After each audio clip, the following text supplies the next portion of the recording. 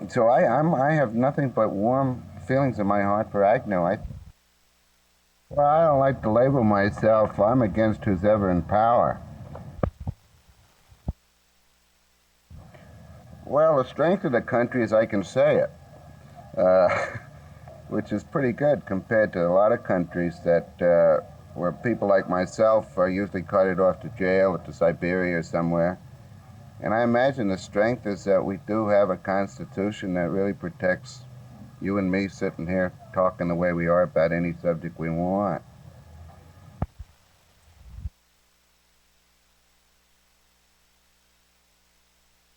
Well, all of us do, but you try to be an optimist about it.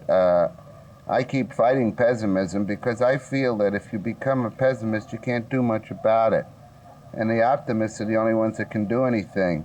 So I am constantly, like everybody else, getting a little discouraged by all the different events and all the different things. But I fight it and I say, why cop out?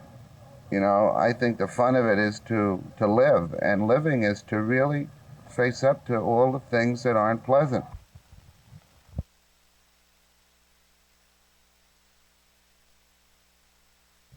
Well, there aren't many personalities left in Washington.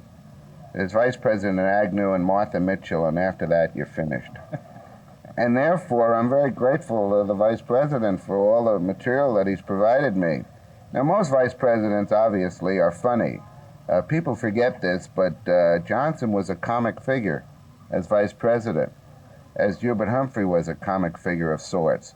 And most of your Vice Presidents have always been sort of the fun figure in the government. They have no role, specific role. The president usually doesn't want to get too much in their own right. And therefore, satirists and cartoonists and everybody usually pick on the vice president. Now, I don't think Agnew should think it's anything personal. I think that any vice president would probably be picked on. But he's contributed so much to it himself by taking the role he has as being the guy who speaks his own mind and attacking the press and everything, that he's made our life easier for us.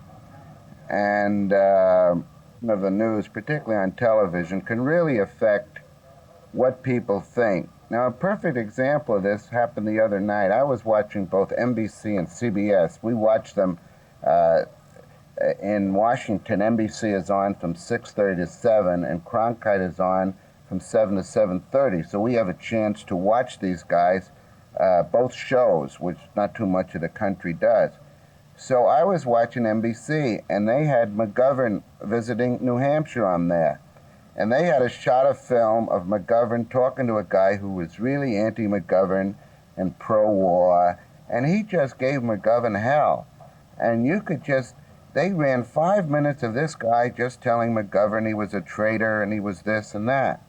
And from that show, you would get the impression that McGovern really bombed out New Hampshire.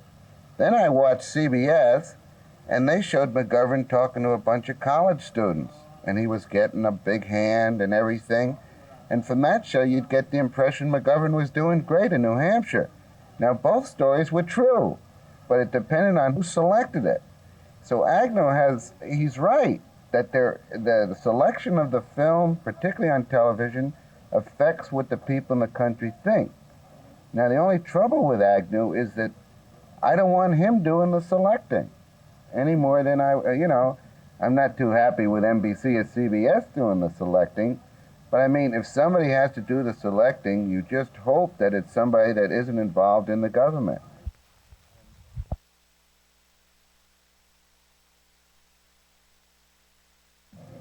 Well, I haven't made up my mind on it, except that I'm afraid that it's so prevalent now that if they don't make it legal, they're going to have to bust the whole country. Your view on long hair, boys, men? My son has long hair, and he's not any wiser or any dumber than if he had short hair, so I have no objection to long hair.